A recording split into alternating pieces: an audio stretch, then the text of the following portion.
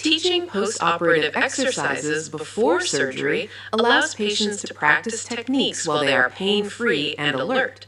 Familiarity with breathing, coughing, and mobility exercises improves compliance after surgery and plays a key role in preventing respiratory and circulatory complications. Preoperatively, the patient is instructed to use the incentive spirometer to measure deep inhalation while exerting maximum effort. This baseline value becomes the target to be achieved as early as possible after surgery.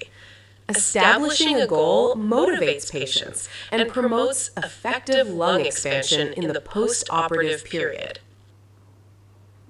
After surgery, patients are encouraged to use the incentive spirometer approximately 10 to 12 times per hour. Deep inhalations expand alveoli, improving ventilation and preventing atelectasis. Inspiratory-focused exercises are generally less painful than expiratory efforts, such as coughing, making spirometry more tolerable in the early postoperative phase. Coughing is essential for clearing secretions from the respiratory tract. Patients are taught to splint the incision by interlacing their fingers and placing their hands over the surgical site. This provides support, minimizes pain, and protects the incision during forceful coughing. For effective coughing, the patient should sit upright and lean slightly forward. Breathing should be diaphragmatic, followed by a full inhalation with the mouth slightly open. This technique improves cough effectiveness and facilitates secretion removal while reducing discomfort.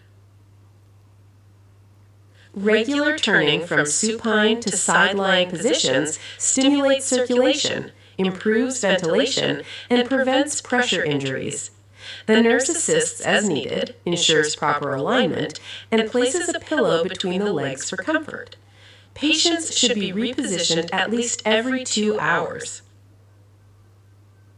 Foot and leg exercises are taught to enhance circulation and prevent venous stasis.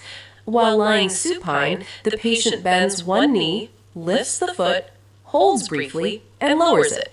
This is repeated with both legs several times every few hours to maintain muscle tone and circulation. Additional exercises include simulated cycling movements while lying on the side and tracing circles with the great toe.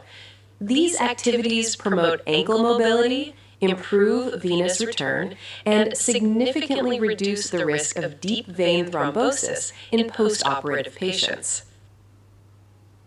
Please like, share, and subscribe, and leave your questions as comments.